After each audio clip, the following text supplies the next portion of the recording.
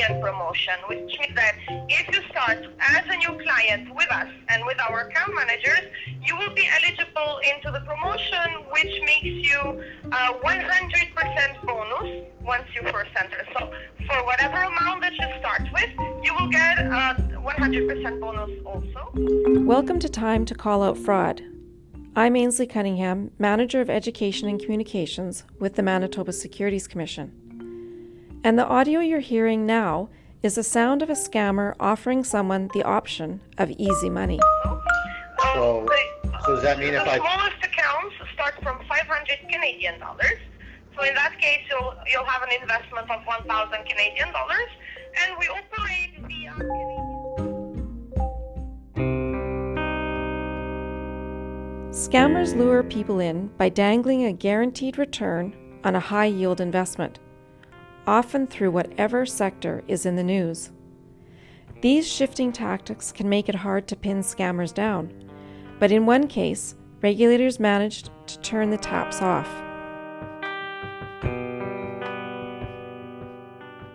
Binary options were a scam that became the biggest scam in the world back in 2016, 2017, and 2018. And essentially, they've been replaced now by Forex and cryptocurrency scams. But, the individuals that are running these scams are essentially the same individuals or the same boiler rooms that are being used. They operate offshore and work exactly the same way. They're designed to separate individuals from their money. It's just a different product. Manitoba Securities Commission Senior Investigator Jason Roy. Binary options are an all or nothing bet. You will make a bet that, for example, Apple will increase in a very short period of time by 10 cents. And if you're right, you win. If you're wrong, you lose it all. Essentially, the binary option scams were almost entirely fraudulent. They are a legitimate thing. However, 99% of the binary options that were being sold were actually just frauds, and the websites were fictitious. And it's essentially, it's so risky, it's gambling, but throw on top of that these are all just fake websites showing you fake profits. It's much, much worse and much, much riskier than gambling. Despite the risk, both obvious and not, binary options pulled in people all over the world, including here in Canada. Well, my name is Travis Parsons, and I guess just here to talk about how I was scammed by a overseas brokerage and all the steps that I took to get back a portion of my money. Well, the financial situation I found myself in started back in 2016, and when a friend and I were discussing over coffee like different investment options to increase our income, and we both didn't have much money saved, so we were trying to figure out a way to offset the high cost of living. He has a disability and was unable to work, and my challenge was that raising two young children was prohibitively expensive between the accommodation and the childcare. So he told me he'd been researching what they called binary options, and to find one that worked, that would work for him, with his limited financial knowledge and amount of money. So basically, I didn't know much about binary options, but I heard of the term back then. And he showed me his account profile, and it looked promising. Like at this point, he had a 6-month relationship with him, and it looked legitimate. I understood there was risks for all this trading, but I was just caught up with investment news, and I was hoping to improve my financial condition because I was just having a hard time trying to keep up with all the costs. So I bought into it like totally headlong, like my friend. And I didn't believe there was people out there that were callous enough to financially ruin a person's life, and their families, to not even care if they ended up destitute or not. Encouraged by what looked like a legitimate website and the fact that the company had an app on Google Play, Travis transferred money, including one $10,000 payment. But when the company failed to send any money back, he knew something was wrong. So I knew right there that with no communication, no money in my bank account, they'd take me to the cleaners. So I was ashamed and for not being more careful and like so trusting them, right? I was caught up in it. I really didn't realize it was a scam until the money was gone. So, I kind of had some red flags on the way, but when you're under a little bit of financial stress, you kind of push those worries aside a little bit. And I also made some errors in judgment that I have to own up to. Like I didn't tell anybody else I was investing, mainly because I was, trying to surprise my partner, some extra money, maybe not taking things with a grain of salt, and because anybody can say anything on the phone or internet, and doing a little bit extra research. But it's also I'm not too hard on myself because I didn't know to look for these other things like I would know now. By this time, binary options had ensnared so many people that regulators decided they had to act. MSC investigator Jason Roy.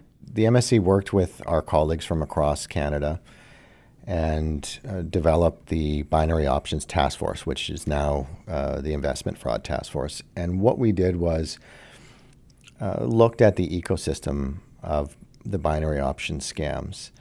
Essentially, there were hundreds of scam websites being in various boiler rooms operating from around the world, targeting Canadians.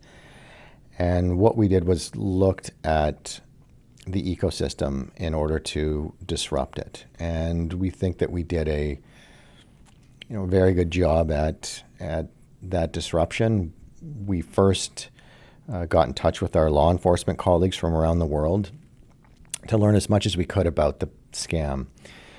We then looked at how the scam was being funded and how it was being advertised and solicited to Canadians, and we targeted that ecosystem. So, for example, we worked with the credit card companies, as most individuals at that particular time were investing via their credit cards.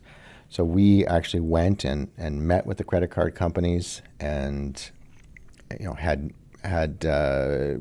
gave them presentations on how this worked and worked with them to change their policies with respect to accepting binary options from their various clients. We also worked with social media companies in terms of the advertising in order to get them to ban binary option advertising on their various platforms. We also worked with Apple and Google to have hundreds of apps removed from their app store. And essentially, that really helped, along with a binary options ban that we advocated for in Canada that eventually came to be. And the binary option scam, essentially ended. Travis Parsons has played a part in this too. After losing his money, he sprang into action. I didn't take it very well. I was like, I'm not going to go away quietly. So I began to think of ways to make it hard for them to operate and cost them money. To create pressure on them to return my money to me. I managed together 15 other people from 6 other countries who collectively lost over $1 million to this single website alone. I reported to every regulator across the world, including Europe, Asia, and Russia. And eventually 6 regulator warnings were issued against them. And then the broker realized, the jig's up. And they took the money from everybody they had on their books and they closed the brand website. So, I was successful in getting them shut down. But they still took, like, everybody's money. I didn't give up after that. It just made me more angry. So basically, I found out the receiving brand was based overseas, and I contacted the bank, ending in a conversation with one of the top employees on WhatsApp, so like outside the bank. And in the end, all the stolen credit card money, 6% of what I lost, was returned to me. However, the bank in Hong Kong, my wire transfer ended up, they didn't communicate with all, so that's kind of still unresolved to this day. And then after gaining 6% of my money, which is really rare among victims, you never really hear of success stories like that, I focused on using my new research skills and techniques to assist other victims and create some scam awareness so that others don't repeat the same mistakes I made. Even though regulators brought about an end to the binary options scam in Canada, Travis says he still extends help to other people all over the world who've been the victims of scams. when I'm helping others, I'm kind of helping myself. So when I see success stories of people getting back a good portion of their money, it just makes me feel good. And I like sending the information out to regulators because I know it'll help their cases, and it brings people to justice because I always believe in justice.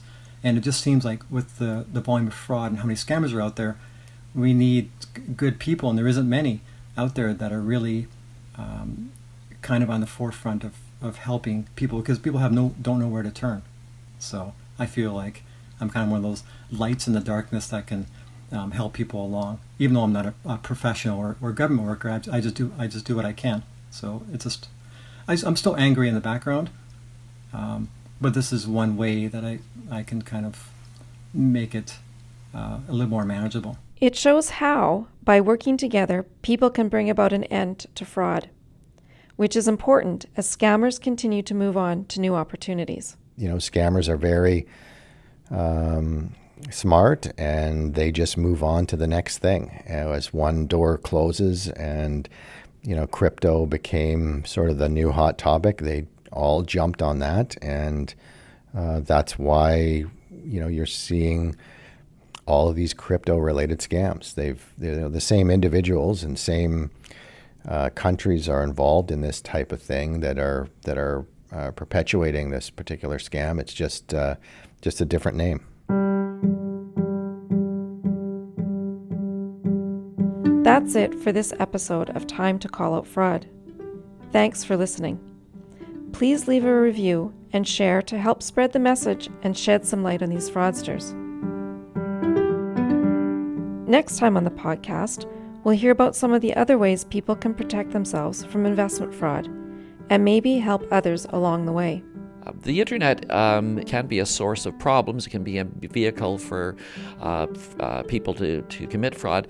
It also can be an invaluable resource for information, for credible information. That's next time on Time to Call Out Fraud.